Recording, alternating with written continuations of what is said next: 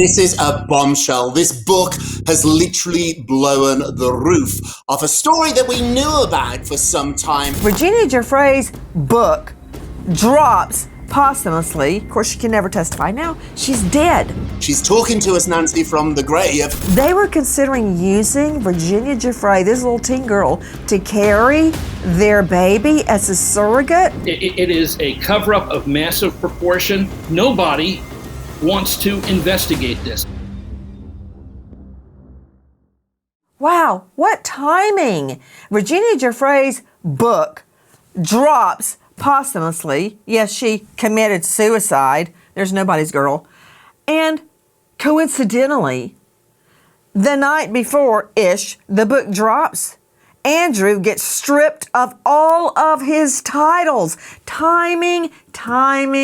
You know what? I've got so much to cover, but right there, I've got to go straight out to PR guru joining us, Rob Shooter. He is the guru to the celebs, and he's from Great Britain. What about that? Your Prince Andrew is getting, let's see, I really don't know how to say it, but they're going to try to summon him to the U.S. You know, royalty doesn't like to be summoned anywhere. All around the timing of this book dropping. Rob Shooter, host of Naughty But Nice. He is the author of a brand new novel. It started with a whisper and it's climbing up the charts for a good reason. He's at robshooter.substack.com. Rob, pandemonium in Buckingham Palace because of Virginia Giuffre, who was abused by Epstein. Yeah, this is a bombshell. This book has literally blown the roof off a story that we knew about for some time. However, having it in her own words, there's the book in her own words, is absolutely shocking. I've got hold of a book. I've been pouring through it over the last 24 hours. And let me be honest here. There are not many new accusations about Prince Andrew in the book. However, to have them all together in one place, told through her voice, she's no longer with us. It's almost like she's talking to us, Nancy, from the grave. To have all that together in one book, it's devastating. He's already lost his titles. He's still a prince. He's no longer the Duke of York, and he's no longer His Royal Highness. Excuse me, he's lost all his titles. He's living rent-free in the Royal Lodge off his mother's dime. May she rest in peace. I don't want to hear about any of his suffering. Isn't it true, Rob Shooter, that Andrew is still insisting that people say Your Highness and that he holds on to some type of title? Absolutely. Behind the scenes, I know a lot of people in the palace who work at the Royal Lodge. They're saying that behind the scenes, he's still Prince Andrew. His staff at the house, his 30-room mansion that he's not paying any rent for. Staff?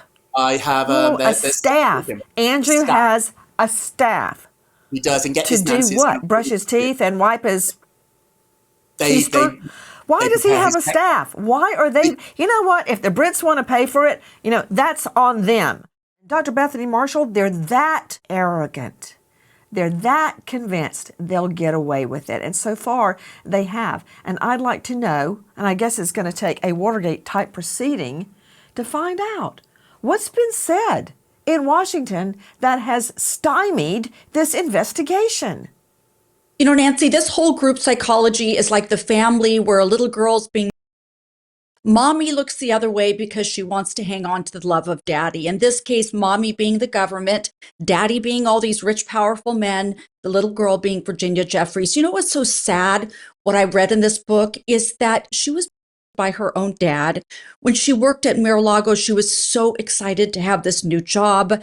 Ghislaine Maxwell waltzes in looking all fancy, promises her to learn massage, and that very same day she's... Do you know, Nancy, she was so brutalized on the Lolita Express that she feared for her life. This is not just sexual abuse like giving or being fondled. This is older, rich, powerful men and women brutalizing her. I think we really need to cast a spotlight on that.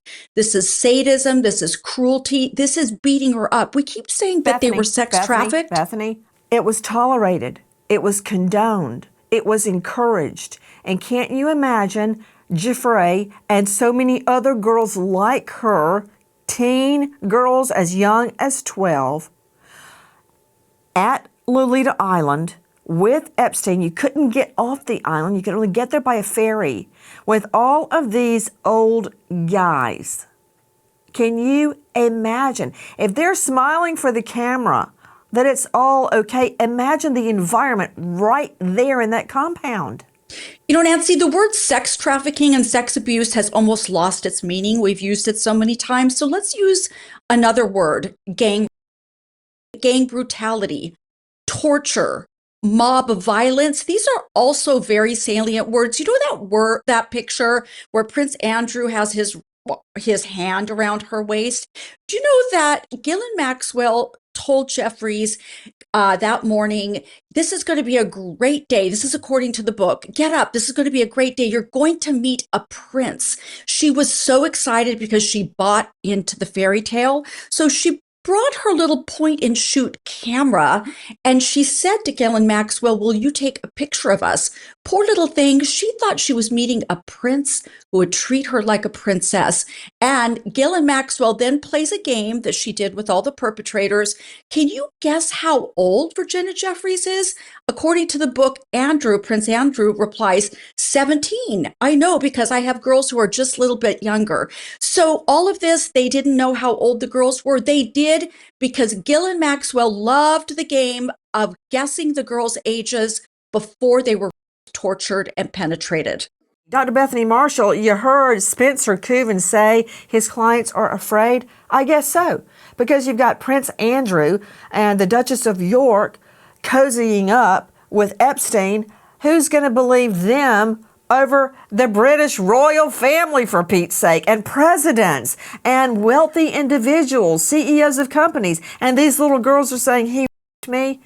Yes, these girls feel so disadvantaged. You know, one of the things I read in the book, Virginia Jeffries' book, is that she would travel around the United States with her ghostwriter, trying to find people who would corroborate the fact that she had been on the island, because she was so desperate to have some acknowledgement and some justice. And then we see this vast cover-up that you're talking about, this vast machine against which she had no power. She had no chance, Nancy. And that's what makes me so sad about this. You know, a detail that I think is quite interesting, because you were talking about evidence, is that in her book, she writes that she was called to give a massage to a very wealthy, powerful man whose wife was pregnant. It was at a hotel, fancy hotel. She gives the wife a normal massage. The wife goes to bed. She starts to give the husband a massage, and then she realizes it's an abusive massage. So she was sex trafficked once again there. That's yet another story that you cannot make up. Who was that wife? What did she know? Why is that person not coming forward? Is she covering up for her husband?